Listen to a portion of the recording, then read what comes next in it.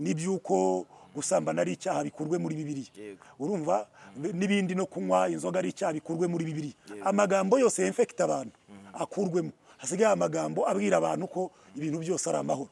Noneho Imana imuha amasezerano maze kuva mu byaha. Nta Mana itangira amasezerano mu byaha. Uretse Imana z'iki gihe, ariko nta Mana itangira amasezerano mu byaha.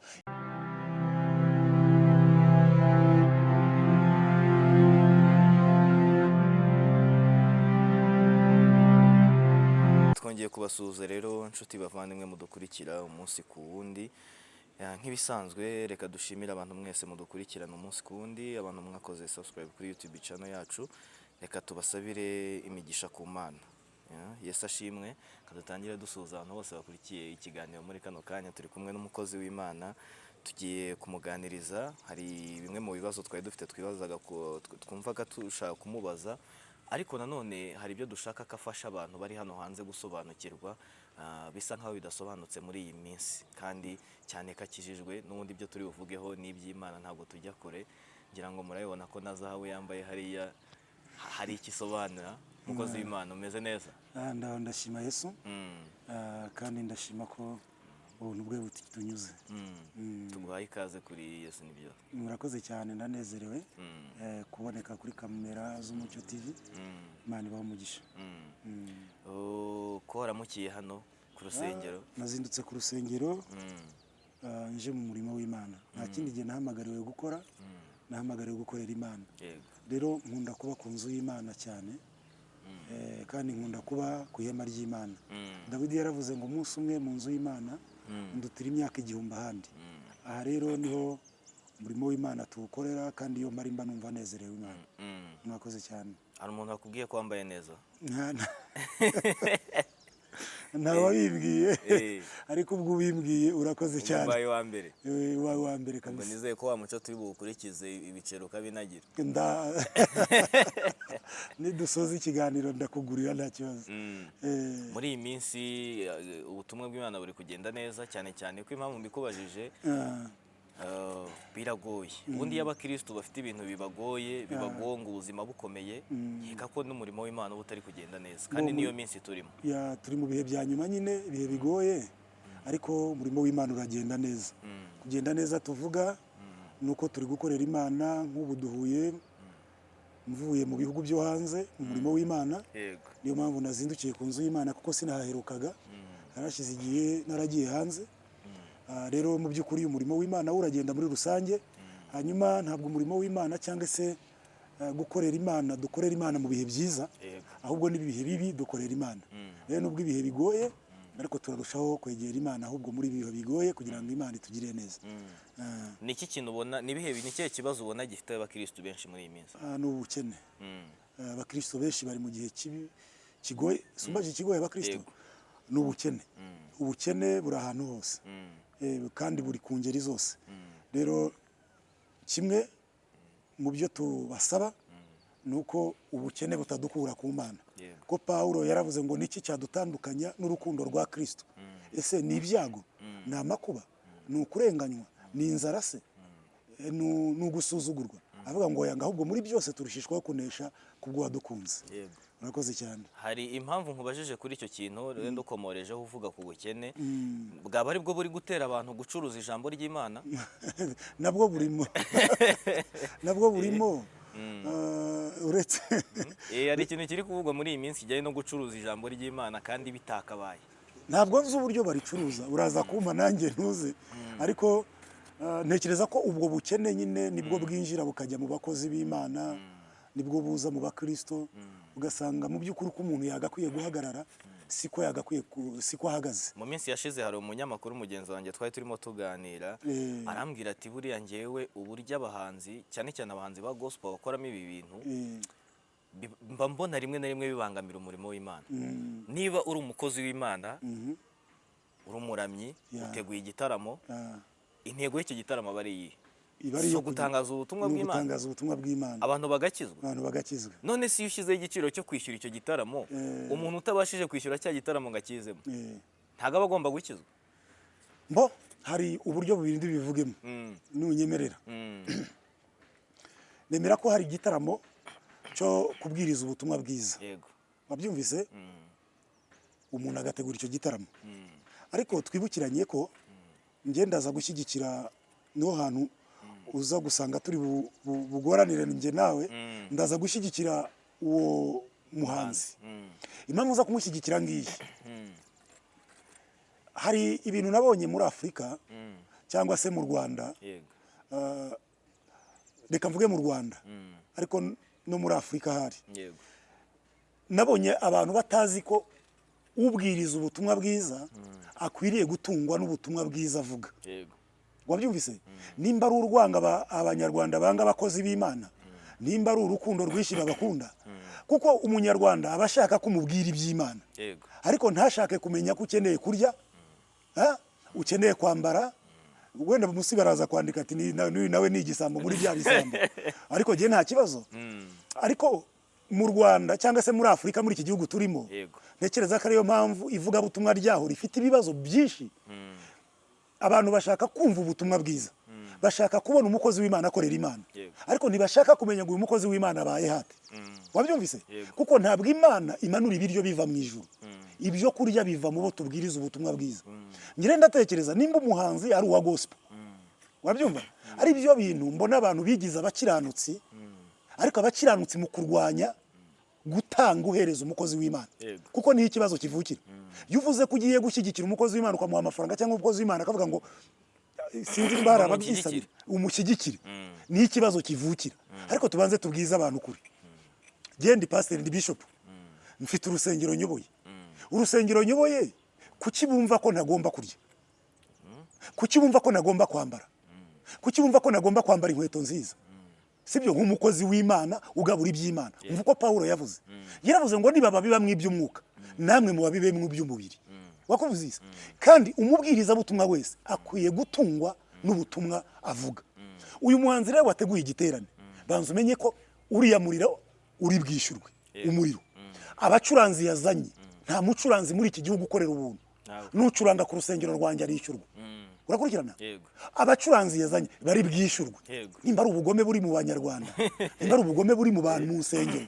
iyo umuntu atinyuka kuvuga nk'icyo kandi akerekana ko ahagaze mu kuri kw'ijambo ry'Imana ndamutinya yahoze avuga ati buriya bagateguye igitaramo nk'icyo ngicyo kigakorwa hanyuma ku musozo wacyo bakavuga bati dore twateguye igitaramo turifuza kuzategura n'ikindi noneho mudufasha hari uburyo bubiri rero iyo ni imyumvire ye ku giti cye ariko wagiteguye nawe afite imyumvire ye wakurikiranye ntekereza ko kuba umuntu yategura igitera none se ko twishyuye ibiterane by'abaka miliyoni babikoresheje hano i Kigali nese ko kera twishyuraga kujya kurara tubyina mu mabuwate sibyo uyu munsi kuki tutakishyura tugiye kumva ijambo ry'Imana kuki kwishyura tugiye kumva ijambo ry'Imana bibaye ikibazo kwishyura tugiye kumva ubutumwa butujyana mu busambanyi n'ikindi nibibi ikibazo ngi rero ku bwanjye abantu nibajye babanza batekereza ese uriya mukozi w'Imana wateguye icyo giterane yaje n'amaguru kabiri abo yateguye baza kuyobora baje n'amaguru gatatu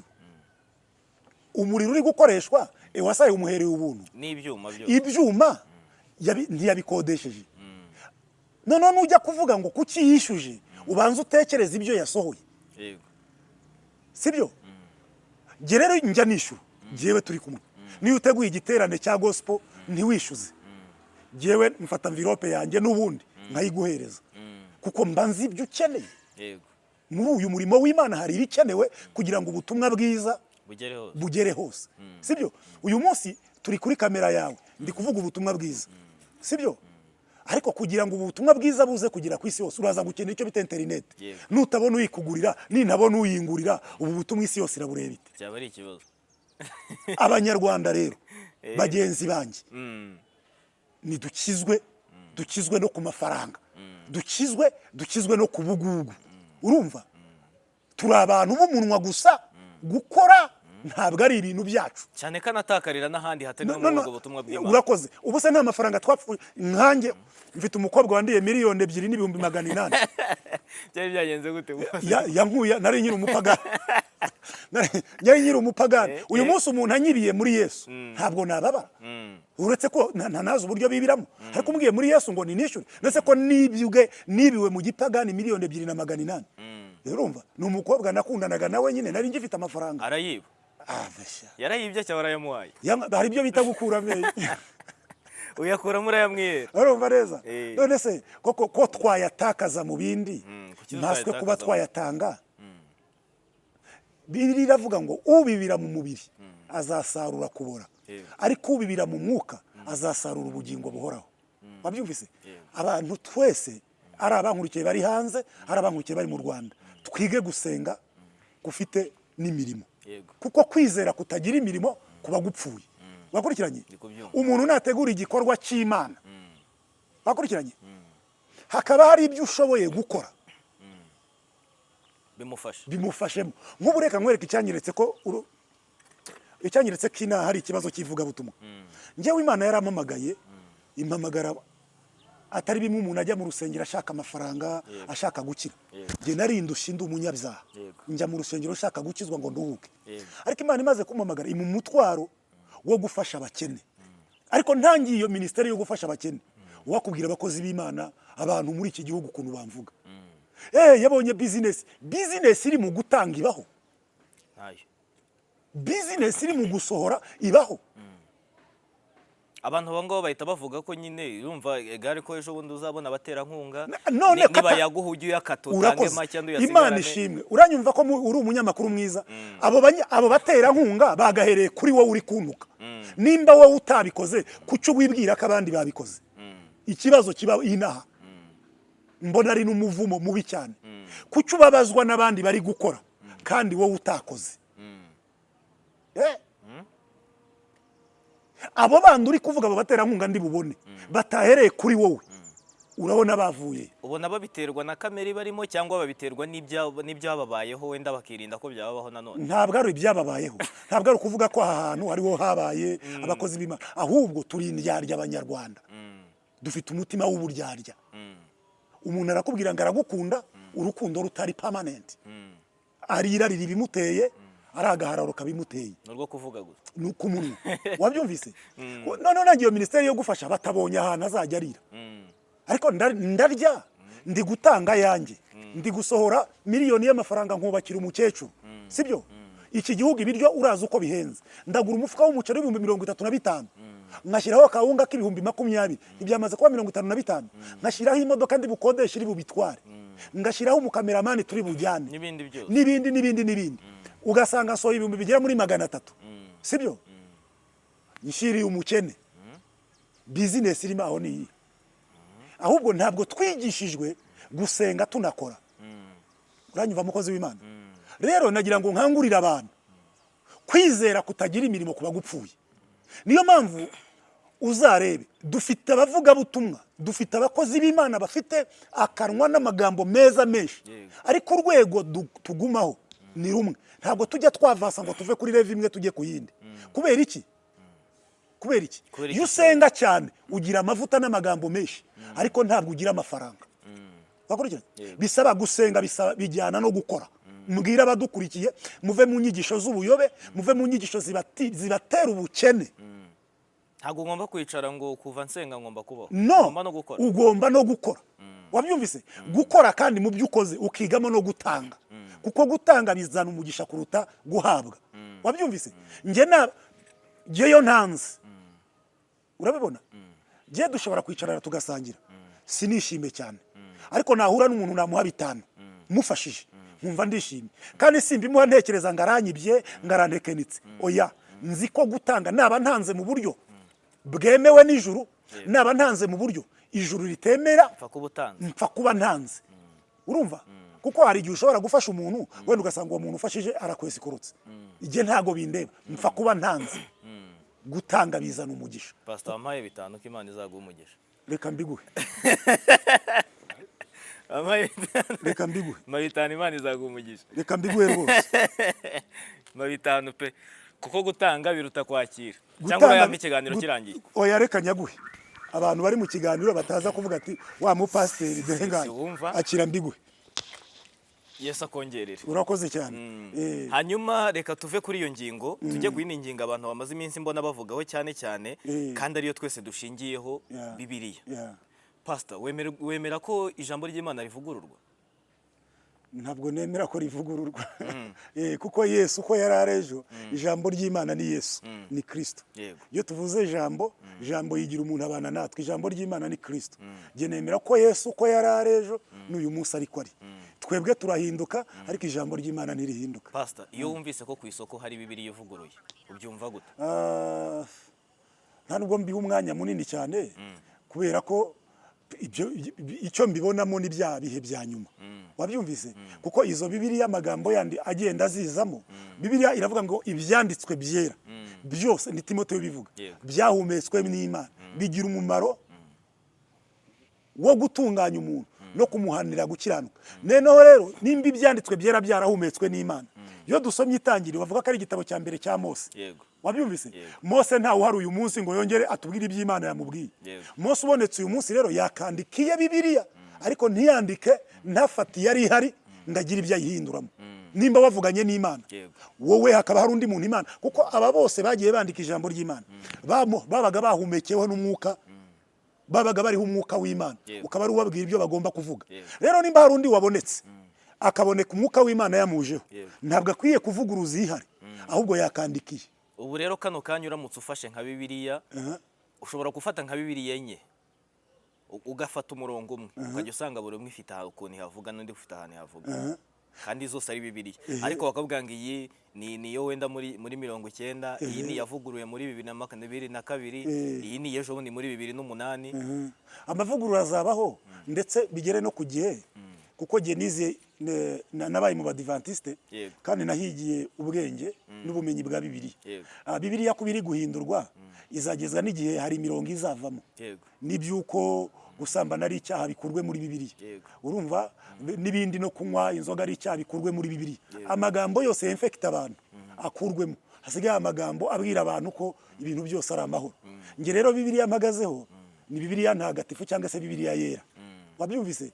Izivuguruye, izihinduye, izihengamye, izo ntabwo giye bayiza ari izanjye. Aberekera abahanga n'abanyabwenge ibyo bari kwandika kugira ngo bikururire abayoboke inyuma yabo, cyangwa se bikururire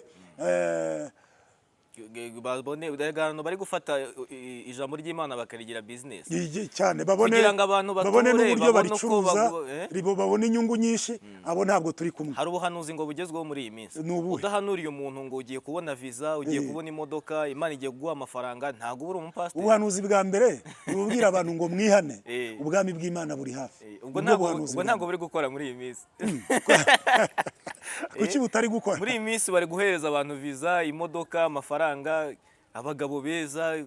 Ariko kubona umugore mwiza ntabwo ari igitangaza, kuko n'abapagani barabagira. Kubona amafaranga ntabwo ari igitangaza, kuko n'abapagani barayaturusha.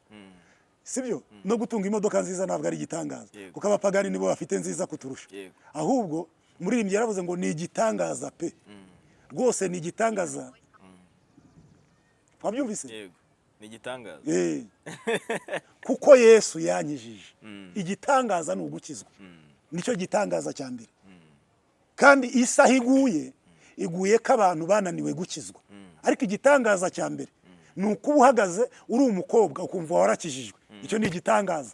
Ni ukuba uhagaze uri umubyeyi ukumva warakijijwe. Ngiki gitangaza. Ni ukuba uhagaze uri Gerard wari wariyanditse ngo bad boy Gasongo w'umunyamerika ukaba uri bishop. Icyo ni igitangaza. Nicyo gitangaza cya mbere. Igitangaza gikomeye cyane. Nicyo ngicyo.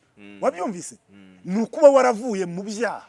Nicyo gitangaza gikomeye. Warahindutse umuntu mushya. Yes, warahindutse icyaremwe gishya. Yego. Nicyo gitangaza. Naho ibindi byose ni inyongezo. Nicyo cyatumye Yesu avuga ngo mubanze mushake ubwami bw'Imana no gukiranuka kwabwo. Niyo mpamvu mbere yuko ngusengera mbanza kugukundisha Kristo. Kuko hari abantu bakunze imikati Kristo atanga ariko bataramukunda.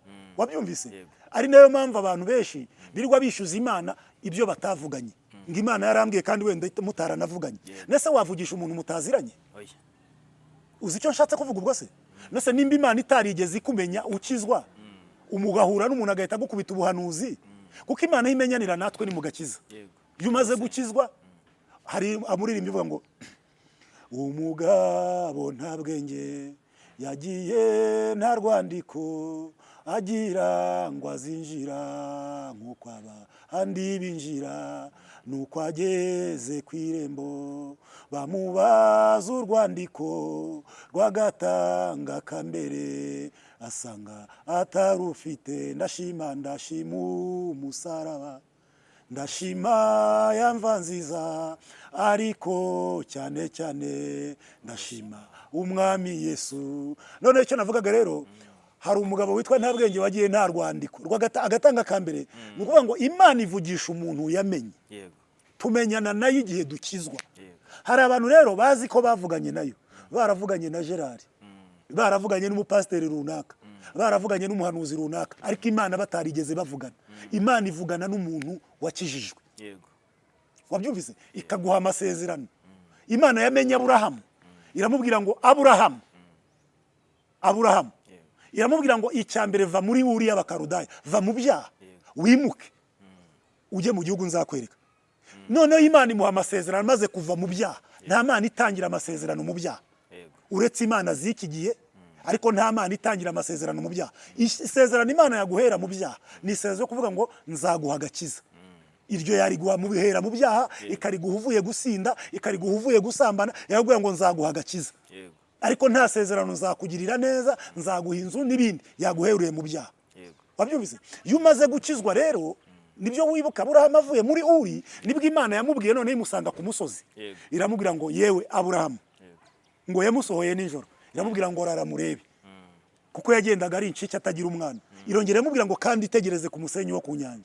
Iramubwira ngo urubyaro rwawe, uryo ni isezerano, ruzangana n'umusenyi wo ku nyanja, kandi ruzangana n'inyenyeri zo mu kirere. Urumva irimuhaye nyuma yo kuva muri Uri akimuka akava mu byaha, kuko Uri y'Abakaludaya hari mu byaha, kwatera bari mu bigirwamana. Ibimuhaye kuko yimutse. Rero iyo tuvuye mu byaha, Imana iduha amasezerano. Ariko usanga muri iki gihe umuntu akigira muri buwate, akigira mu byaha, ngo umuhanuzi yamanuriye. Ntabwo ari Imana mwavuganye. Pastor, ukimara kuva hanze ugeze mu Rwanda, na yahe makuru wasanze ari kuvugwa cyane cyane muri gospel? Nasanze bw'iyobokamana, nasanze hari kuvuga ibyo muri ADPR ngo bakuye umuntu ku ruhimbi. Nari ndi kuva South Africa, nanyuze no muri Uganda, ingeze inanga numva bari kuvuga ibintu byuko ngo bakuye umuntu ku ruhimbi. Abo bounce no mu rusengero basigaye bahaba? Nibyo si ibyo bintu biba byabayeho koko? Ariko ibyo ntago bikwiriye. Erega nigeze nigisha, hari abantu amatorero yatenze ijuru ritigeze rihagarika. Wabyumvise? Hari n'abantu bari mu nsengero kandi ijuru ryarabatenze. Ibaze nk'icyo gikorwa. Byonyine umushumba w'itoro kuba ari ku ruhimbi akabona amabawusa baramutereye yo mu rusa. Imana ibababarire, biteye isoni. Ibyo bintu ubona biragutanga iyihe shusho mu bakristo bari hano hanze? Kuri wowe urabona biri gutanga iyihe shusho mu bakristo hanze? Rega buriya twabuze, Bibiliya iravuga ngo aho umwuka w'Imana atari, abantu bigira ibyigenge. Iki gihe mbona ari igihe cyo kwigenga ku bantu, cyane cyane mu nsengero, kubera ko umwuka w'Imana asa n'uri kugenda ava ku bantu. Kuko nk'icyo gikorwa giye ubwanjye nka bishop ndakinenze.